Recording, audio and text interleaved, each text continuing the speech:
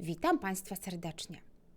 W widocznym pomieszczeniu na zabudowie WC zostały zastosowane płytki ceramiczne. Wejdziemy w fugi i wybierzemy kontrastową fugę celowo po to, żeby łatwiej widzieć edycję naszych płytek. 2 razy lewym przyciskiem myszy zaznaczamy nasze płytki, automatycznie wchodząc w ich edycję.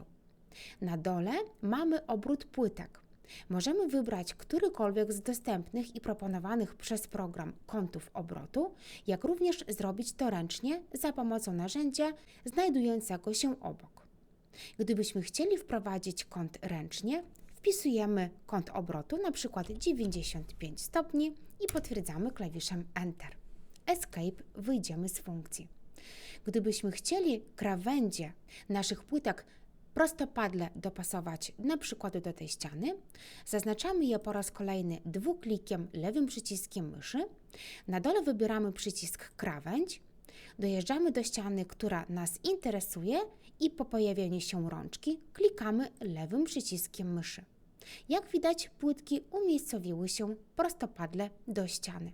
Escape wyjdziemy z funkcji, możemy płytki zaznaczyć, wybrać płytki losowo. Oprócz tego możemy ponownie zmienić fugę, jak również zaznaczyć i przesunąć obszar, na przykład do narożnika naszej ściany. Escape wychodzimy z funkcji, teraz możemy już przystąpić do dalszych prac projektowych. Dziękuję Państwu za uwagę.